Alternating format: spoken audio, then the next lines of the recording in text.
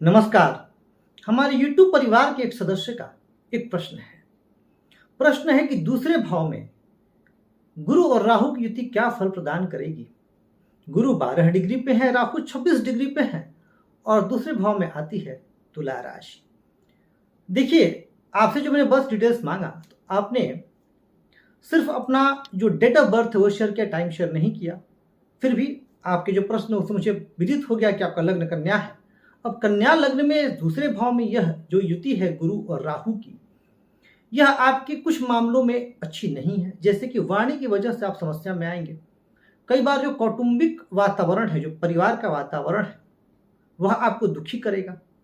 कुटुंब के लिए बहुत करने के बाद भी आपको यश नहीं मिलेगा। चांडाल योग की उपस्थिति यहाँ पर बन रही है, क्योंकि डिविजनल चार्ट्स में भी पूरी तरह से मैं चेक नहीं कर पाया, पर जो अनुमानित है, क्योंकि अगर आपने टाइम दिया रहता तो पूरा चेक होता। अनुमानित है कि जो डिविजनल चार्ट वहाँ गुरु की स्थिति बहुत उत्तम नहीं है, तो कुछ समस्याएं वहाँ से आपको रहेंगी।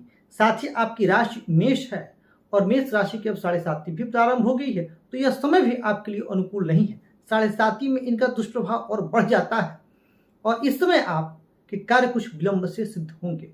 गुरु आपके लिए सप्तम भाव के भी स्वामी है और सप्तम भाव के स्वामी अपने भाव से अष्टम में है और राहु के साथ उनका संबंध बन रहा है, तो यह आपके वैवाहिक जीवन में कुछ तनाव का कारण बनेगा।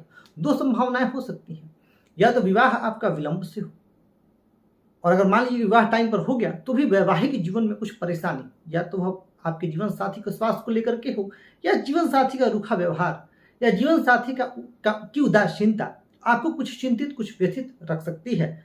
आपको इसका निवारण अवश्य करना चाहिए, तभी आपको पूर्ण लाभ प्राप्त होगा।